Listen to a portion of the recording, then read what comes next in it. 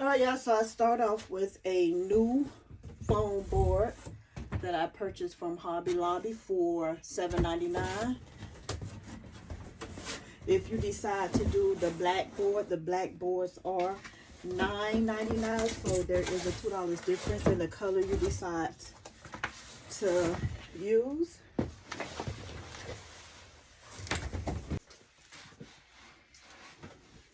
I always start off with a new craft knife, because the sharper your blade is, the faster and easier it is to cut out your image. This here particular board size is going to be the 40-inch by 30-inch, if I'm not mistaken. So basically now what I'm going to do, and I'm going to flip this over because I see the board has a little bend, so I don't want to go against the bend. I'm going to go with the bend.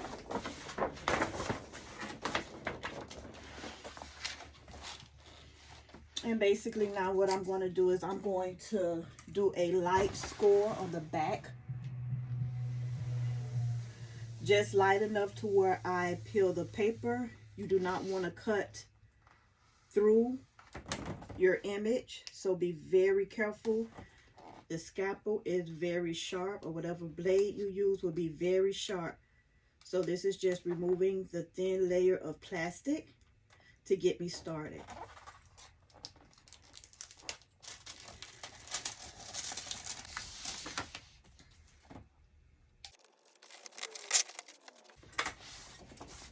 Now once I have at least the top edge of the adhesive sticker sheet exposed, I am going to go as far as I can to the edge of the board and gently just make sure and that I apply it to the top of the board.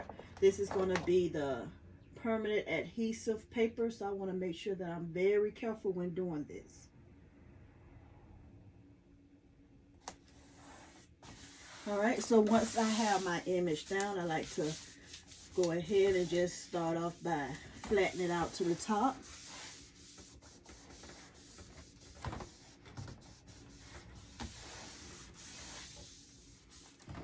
I am now going to flip my image over, and then I'm going to start grabbing the plastic from the back.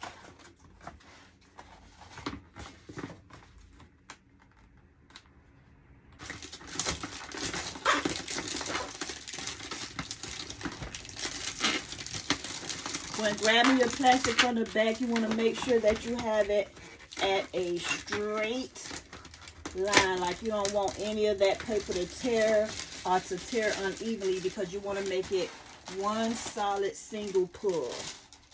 So what I'm going to do is, as I'm pulling forward, I am with my left hand, I am going to be sliding my hands back and forth to smooth it out as I pull forward. And this process here, especially if using the permanent stick, you do not want to rush this, because you will mess up your image. And this is hard to reposition, because it's not the repositionable vinyl. We do have the repositionable vinyl in our shop, so you can purchase either or. I like using this particular one because later I do not have to go behind and secure it with some type of other glue on the edges.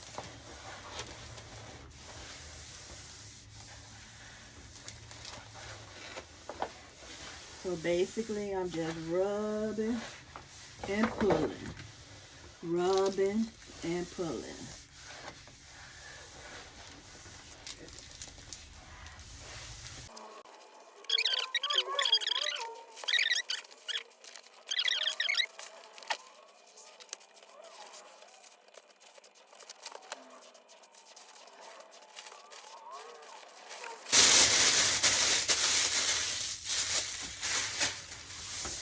Alright, so as you can tell, we are all set, it's smooth. This size particular image here, the paper that I'm using is going to be the 24-inch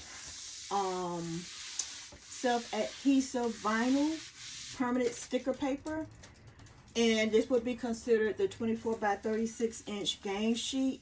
This is the actual image the customer had ordered. Well, the actual Standee the customer ordered.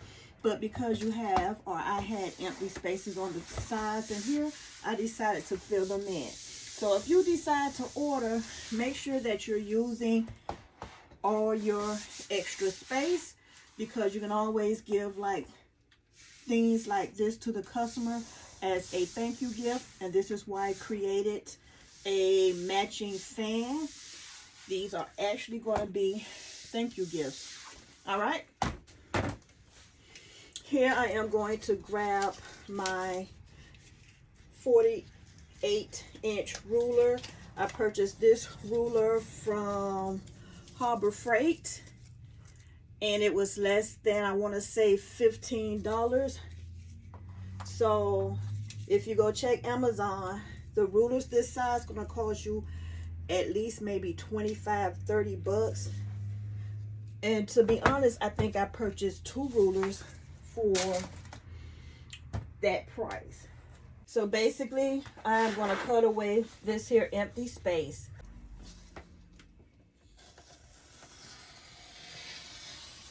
As you can tell, as I'm cutting, I am standing out the path of the knife. My left hand, because I am right-handed, is out the way of the blade and holding down the ruler. So be very careful when using sharp objects, and make sure that you don't have any of your body parts in the way as you're cutting.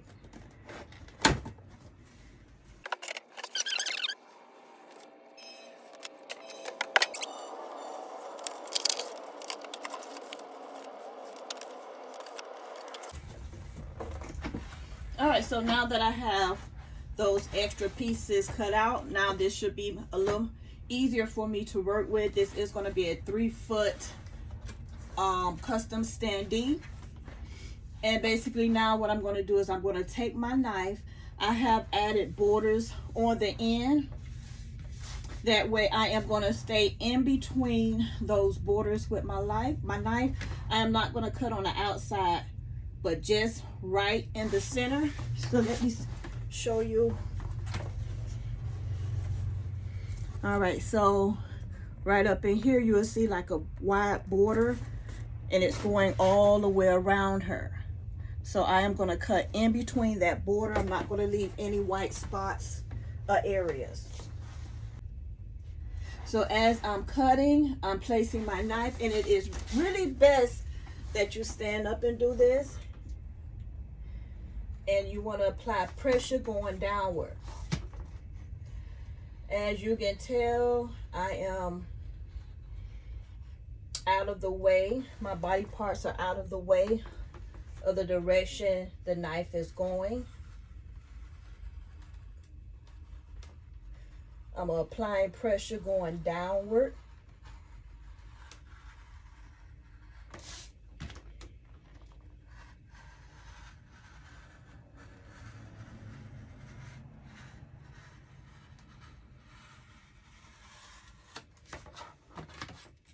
And I like to cut away my foam board into sections, because I do not want to go all the way around the image to find out that parts are not cut off correctly. All right, you do not want to force the foam away from the image. If you're feeling any resistance, just go back over it with your knife.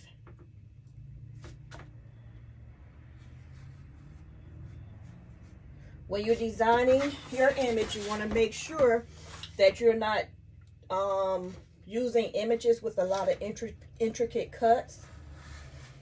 You want to get as many straight lines or less of a curve as possible.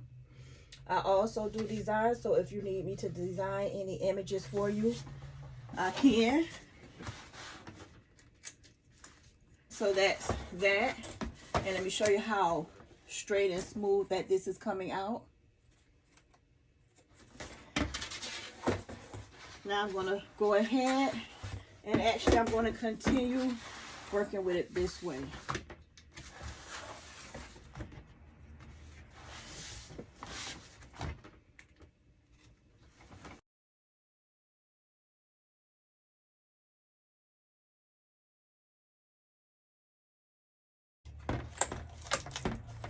All right, so if you're not sure about whether or not a particular area has been cut all the way through, just turn it back over before you force it out.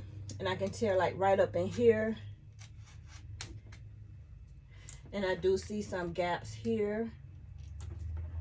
So I'm gonna flip it back over.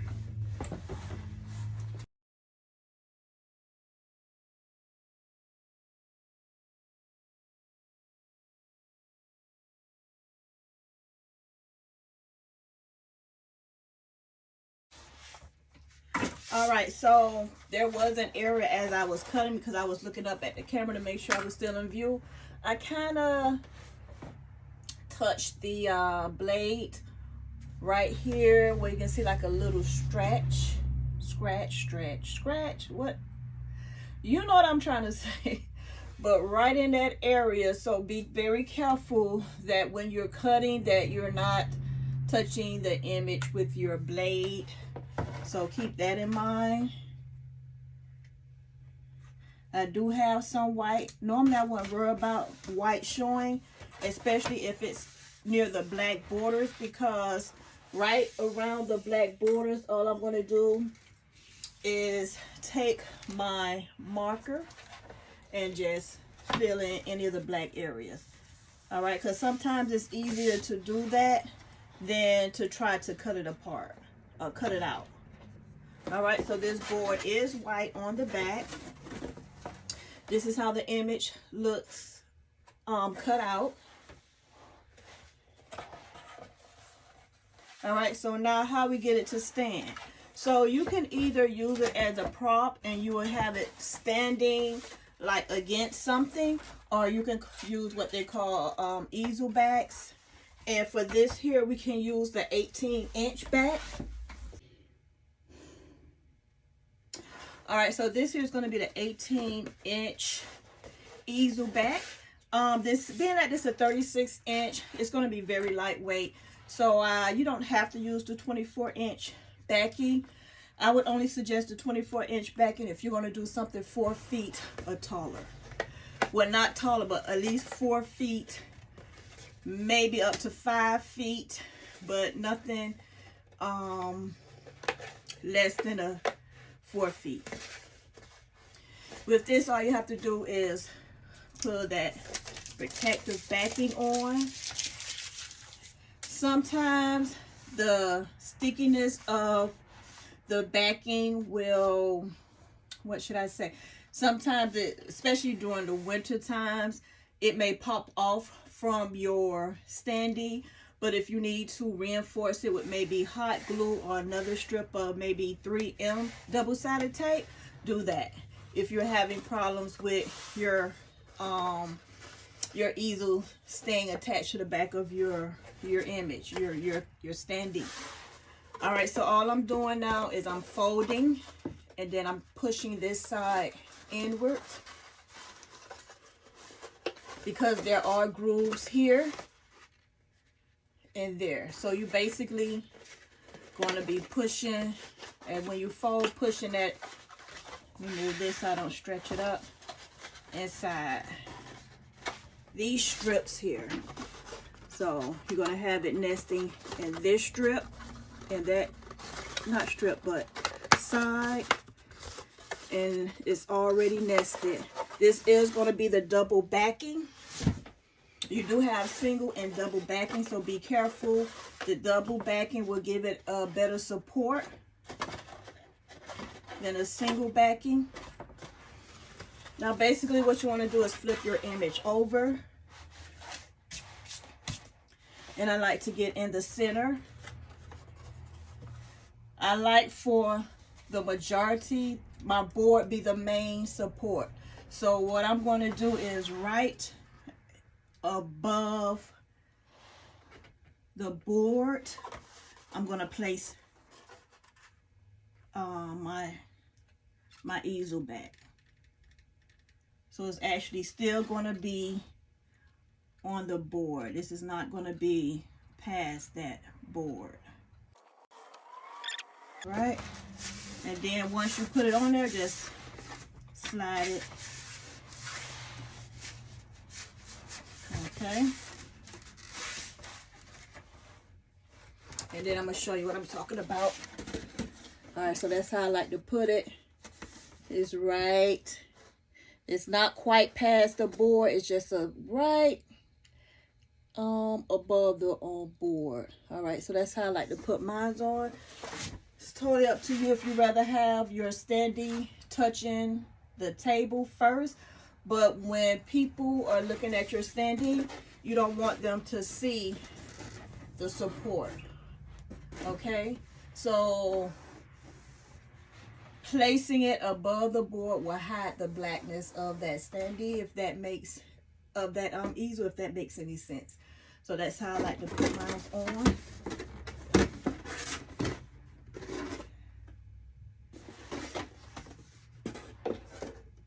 All right, so to sum it up,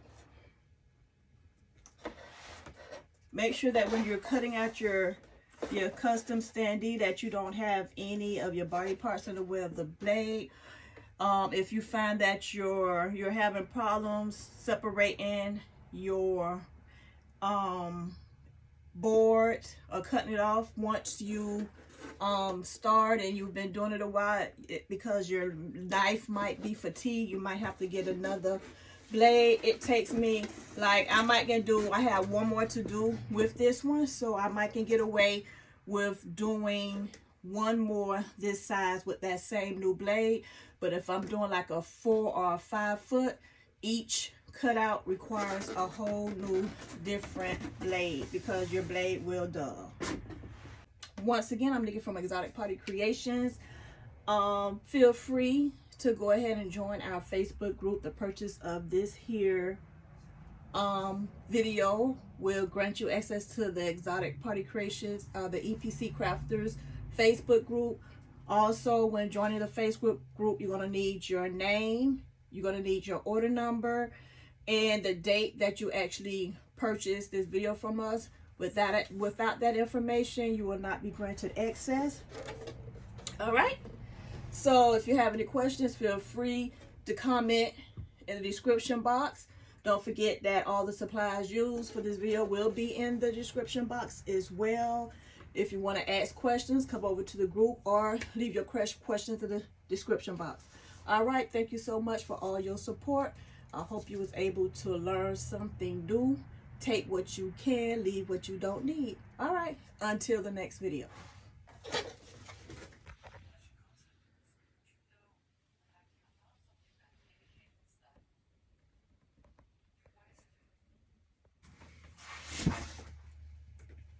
All right, so now for our custom fans that we did an actual ditto copy of the standee. So we're going to do some matching fans. And basically what you're going to do is you're going to cut your image away the same way that you did your standee. Okay, so normally this size I would use in the Cricut machine because it's much easier to cut using the Cricut. But why not, you know, since you actually had extra room and space to, you know, give your customers something for, you know, supporting you in your craft.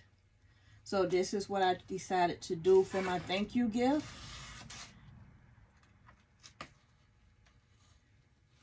And basically, I'm just going to go around it the same way I did the standee. Cutting it, still cutting away as I go.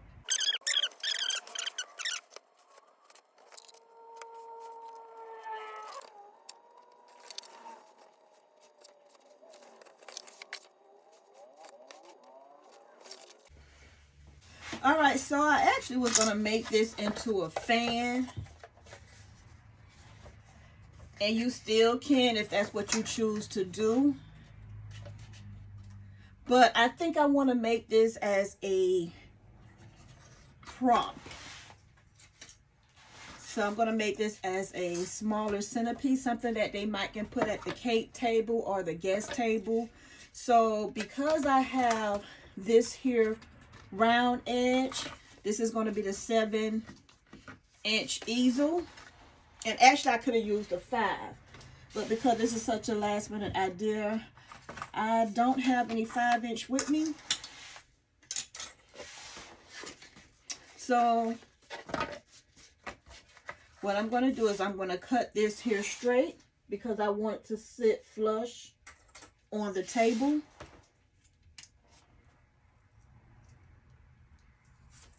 Just like that. Alright, so you can use this here design any way you like. And I'm going to do the same thing for this here table prop as I did for the Standee. So just bend that backwards. This is going to be a 7-inch single and not a double because this here weighs nothing. So the 7-inch single or the double would be fine. And then I'm just going to, the same way, put it right above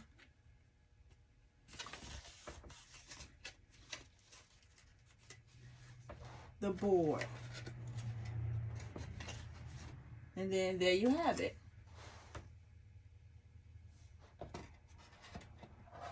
All right, and this is what the back looks like.